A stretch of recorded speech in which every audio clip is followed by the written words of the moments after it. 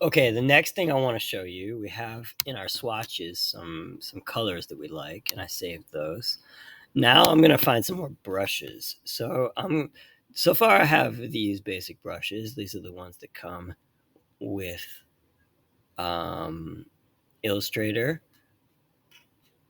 but there are a lot more. If I click on this button right here, I'm gonna find a lot more brushes. So for example, I'm gonna click on Artistic Calligraphic, and there's some more brushes in here.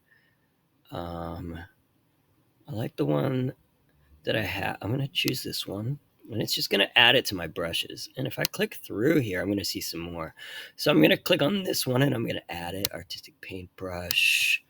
Here's a cool watercolor. I'm going to choose this one, the second one.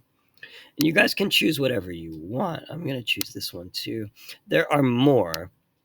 If you go here, for example, mine comes with these cool, like, I'm going to choose this one. Some cool grunge brushes, these are called. I like these. I'm going to choose this one. And I'm going to choose this one. You can choose whatever you want. Now, I'm using my tablet here and I have my stylus. I'm going to choose paintbrush. And I am just going to the line color, remember that this one is line right here and this one is fill, and when I'm using a paintbrush I'm always using line. So if I go back to my swatches, I can pick a cool color like this nice orange, and I can switch them. So if I click this button right here, it'll make the orange color go on my line, and then I can start to draw using one of my brushes. I'm going to go back to brushes and I'm just going to try these out. So for example, this one right here, it doesn't look like much, but it's a nice one. So I'm going to go to one of my squares and I'm just going to make some marks. Zoom in a little bit for you. Now remember, each one of these with this, I can change how thick it is. So I can do a little thicker. I can double click on this and make it accurate so that it picks up on everything.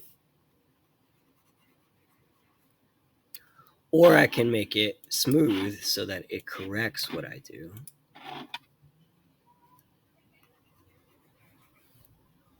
Right? I can also go in here and change how it looks so that the beginning is really thin and the middle is really thick, like this. If I turn that up, you can see it a little bit better, hopefully. You can see how the middle is kind of thick and the end is kind of thin. That looks good. So these are all options I can play with these brushes, and some of these brushes are really cool. Like for example, this one. So I just want you guys to play and see what you like. That's really cool. And remember, you can always make your own brushes too. And I do think it's a good idea to make that basic brush with the ellipse tool, which looks like this. Drag it out, make it really thin. Remember to turn it black as your basic color. Click on your black, move it over here, and drop it.